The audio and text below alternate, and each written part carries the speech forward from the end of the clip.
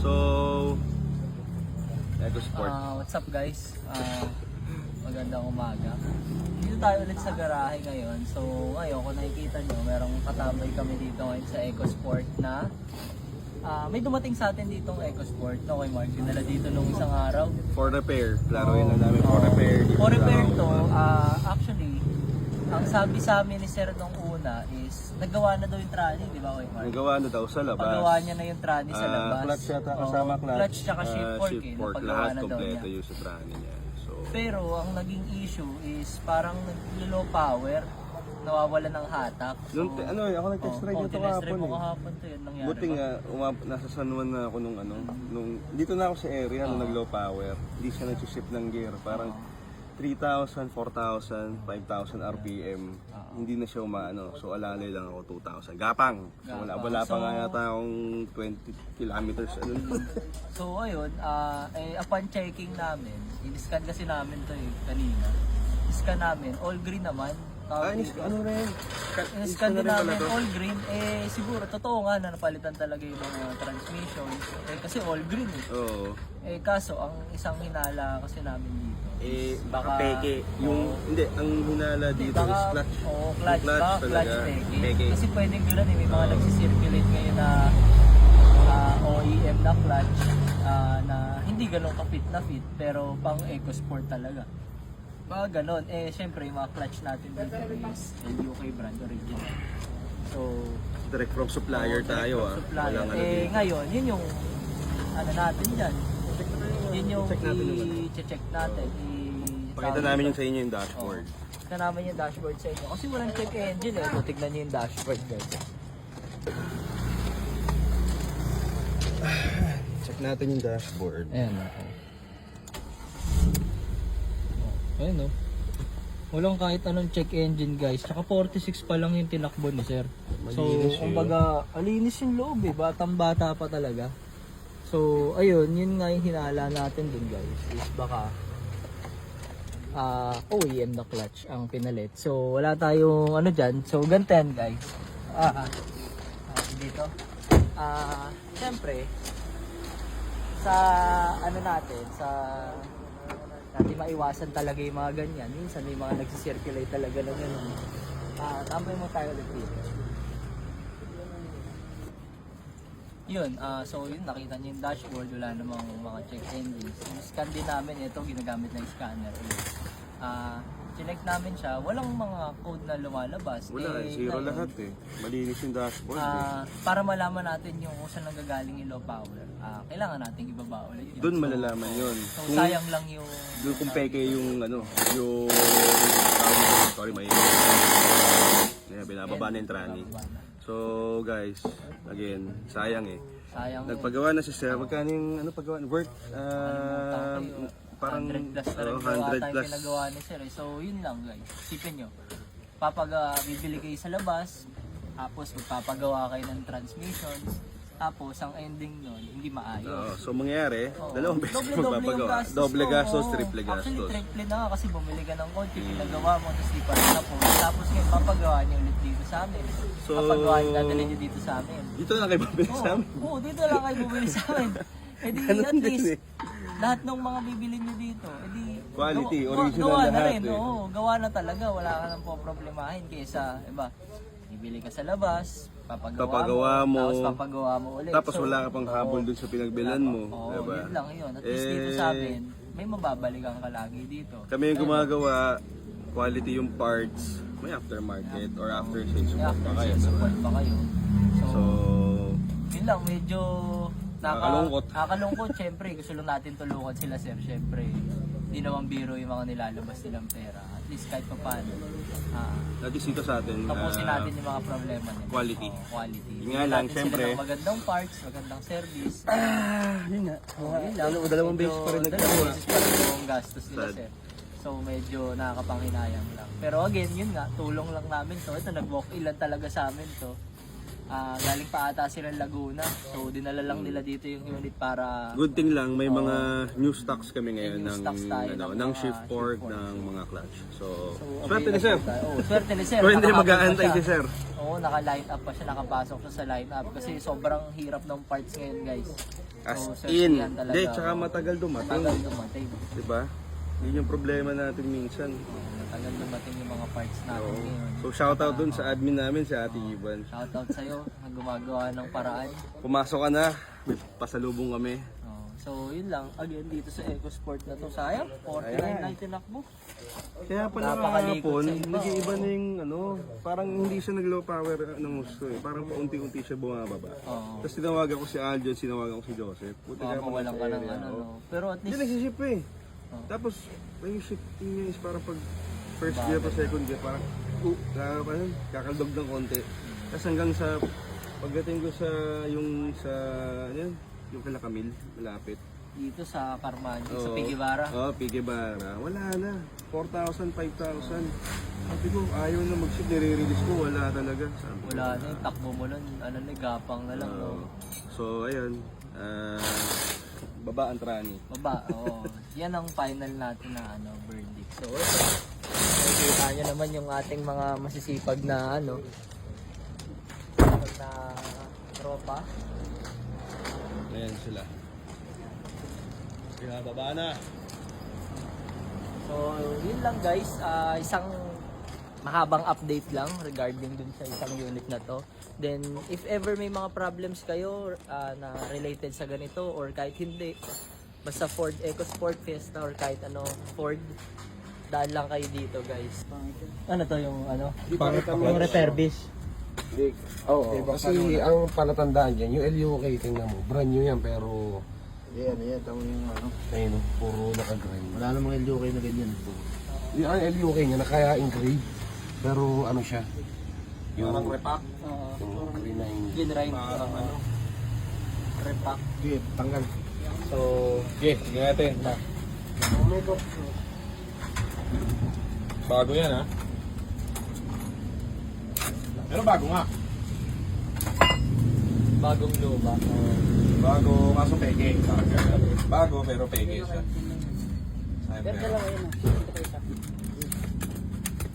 So ito yung mga bago natin guys. So ayan.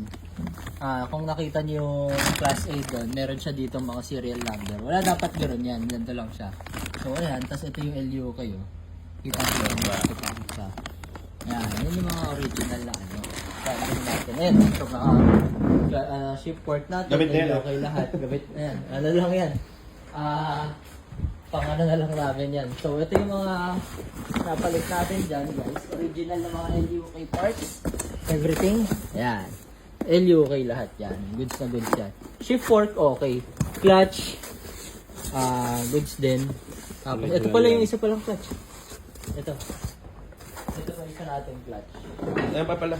LUK ba? Ito. Ayan. Ayan o. LUK.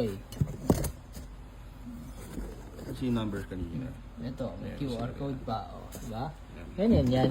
Yan yung mga ano natin. Yan ang mga stock natin dito. So, ayun guys, makakasiguro kayo lagi dito na ang stock nyo ay laging bago at mainam. Legit na legit. Original. So, yun nga, kung bibili na lang din kayo ng kotse. Hindi na kayo bumili ng kotse kasi at least yan yung mga kinakabit natin sa inyo. Hindi na kayo magdodoble gastos tulad ni Sir. O ito, ayan, Ecos po, ayan. Ano rin yan, transplant. So, yun lang guys. GTA cars at your service. Nakakalungkot lang. Yun lang, At doble gastos si sir. At kita naman dun sa preview kanina nung sa clutch, japeke talaga. So, ayan, ako ba ni Trani, i-operahan na yan. Bye-bye.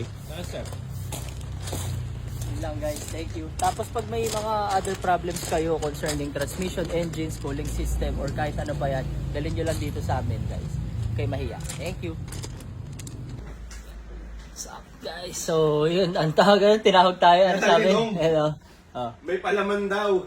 Ayun. So, Sinipinalit natin. Pati ayun. mga sheet pork. Tinawag tayo ni Dong. Tapos, kasi, kita nyo kanina, ang binidyo lang natin is yung clutch. Pero, Sheep pork pahabol. may Silipin may natin. pahabol na. May Puto, may palaman. burger pa ako sa mukha. Yun. Pero yun, may shift work pa pala na. May palaman. Problema. May palaman. Ngayon So, lang yan. Kakatawag lang ito. So, Okay. dalawa na. Clutch. Tapos, sheep pork. Sheep pork. Supply din. So, yun guys, silipin natin ngayon yung shift work niya. Ha? Ay, gago! Paano sabog?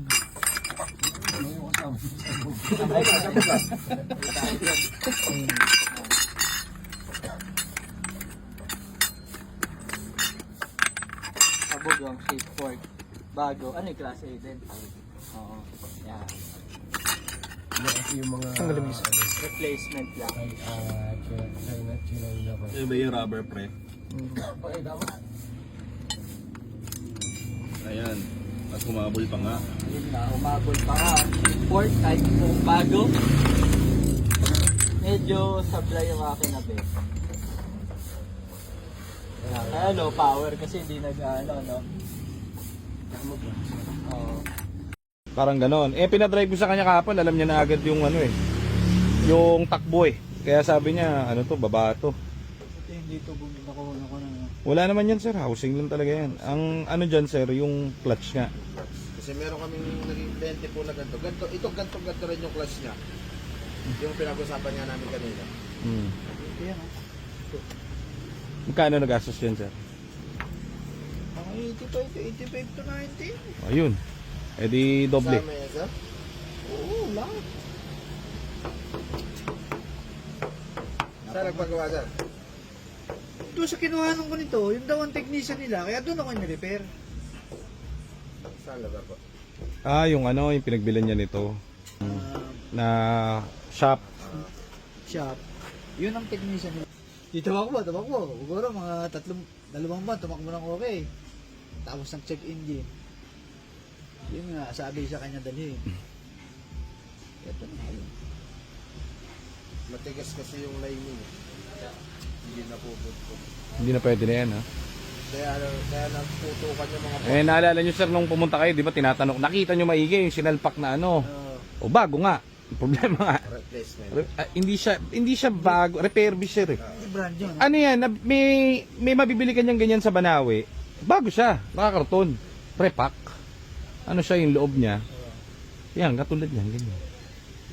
Kasi malalaman mo sir kapag pinrogram pumapasok, naka-green lahat So walang ibang pwedeng maging sira yan. Ang magiging sira niyan, eto mismo, yung kinabit.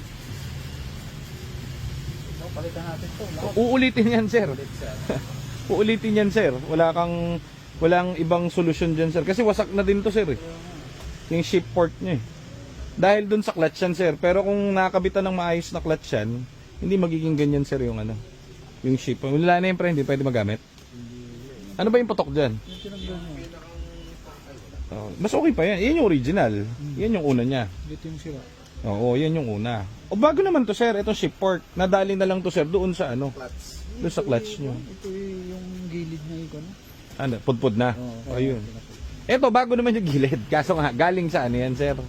Sa mautak nga yung gumagawa niyan. Ito kasi sila sir. Di ba dami nang pinapalitan namin sir? Kahit na nasa box, pinapacheck ko sa kanila. Pag na-check nila sir, alam nila yung kulay, yung tamang kulay, yung loob, makikita. Yung iba kasi kabit lang ng kabit. Anong nangyayari? Ayan, pagka ano, sablay. Ito yung LUK na pinura Pakita mo nga pre yung ano, yung LUK na tinamper. Sa akin. Pero yung presyo kasi niyan sir, kapag binenta sa labas, bago. Same as original na clutch. Sino yan? Magkano ba sa'yo? ECB yan. Sir, ECB. magkano sa'yo yung ganyan? Ipapakot ko muna sir. Sa ikon mo nga. Oo. Kukot ko muna. Pero yun nga, ganun din. Uulit lang kayo dyan, sir. Wala na tong ano, sayang to. Bago. Natin pwedeng ito ba? Sayang. Wala. Sumasagad Bago eh. Mga bago Hindi, siya. bago. Eto bago to sir. Okay to. Okay to. Brand new po talaga. Maganda to. Original to. Ang problema lang sa kanya po, kaya ito nasira. Dahil po dito. Yan yung kapag tumatakbo yun, wala ng power. Hindi na gumagana to sir. Naglalak na yan. Kaya, umaano. Nagdadrag. Oh, kumbaga tinatakbo nyo kasi siya na gano'n, di ba bigla mawawala ng power? Hindi na magawa yung function nito, hindi na mislide. So ito, original na gawa. Ang problema yun. Kaso yun, ang cost niya, masisira din ulit to. Parang gano'n siya. Saka yan sir, iba yung kulay. Ayan o. Ito yung dati. Bago to, set to binibili. Ayan o, kasama doon yan sir o. Isa yan, isang buo. Makikita nyo yung sa amin, isang buo, ito bago rin to. Ito luma, kulay yung iba. Dapat itong kulay niyan eh. Oh. Ayan, magkano. Picture na po, pakita ko Oh, sige kanya. yan. Para ano? Hindi ka naman. Ay, ito nga sabihin mo sa kanya, wala na namang Oo, hindi, pero at least alam nila. Kasi, syempre kapag nag-iba yung gumawa ng ganyan, alam nila kasi hindi na bababayan eh. Hindi nila nakikita yung long term na mangyayari. Ang long term kasi niyan, syempre, is yung yung katulad niyan, pwedeng magkaroon ng ganyan. Wala nang balikan yan. Parang ganun siya. So yun na nga, humabol pa. Confirmed Class A or Ano siya yun yung mga replacement parts na sinusubukan. Kinakopya lang nila yung mga shift work tapos hindi ganun ka-perfect yung quality. so doon pa rin ang bagsak. Hindi pa rin naman nagawa, madodoble yung gawa nung may-ari. So kawawa, at least dito sa amin, sure ball. Kita nyo naman, ever since LUK na brand, original, clutch, shift fork, assembly, lahat kompleto. Walang problema. So, ayan, operahan na rin yan. Pa, Oh. natin. Ano yan? Clutch din ba? Oh, yun. Ganun din. Buong assembly ng transmission. Magkabalitan kasi dami na natin ginawa video. So yun lang guys. Again, Update namin kayo ulit dun sa puting EcoSport. Okay? At least nakuha na natin yung sira. And importante, magagawa naman talaga. Okay? So update soon guys.